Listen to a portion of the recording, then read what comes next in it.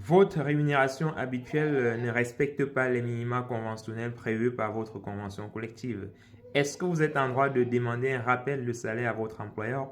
Voilà une question qui revient très souvent et sur laquelle je vais essayer de vous apporter les éléments de réponse dans cette vidéo. Mais avant les amis, je vous invite comme toujours à partager et surtout à vous abonner sur cette page pour ne rien manquer de nos prochains développements sur le droit du travail. Alors, votre employeur vous verse une rémunération qui n'est pas conforme à ce que votre convention collective prévoit. Quelles sont vos options? Ouais.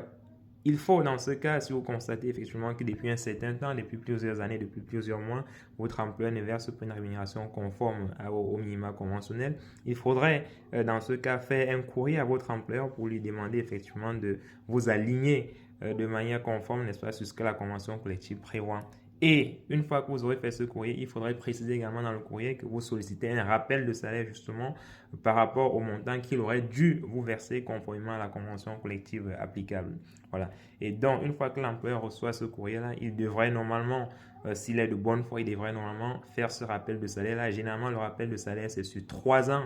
Donc, tout ce qui est lié au traitement, n'est-ce pas, de la rémunération du salarié, le délai de prescription est de 3 ans en droit du travail. Donc, l'employeur devra donc remonter sur 3 ans pour faire un rappel de salaire sur 3 ans. La facture peut être salée justement si le salarié devrait bénéficier d'une rémunération très élevée. Donc, l'employeur peut se retrouver vraiment dans une situation assez compliquée, assez délicate vis-à-vis du salarié. Donc, il faudrait dans tous les cas faire ce rappel de salaire sur 3 ans et pour éviter que le salarié ne porte l'affaire devant les prud'hommes.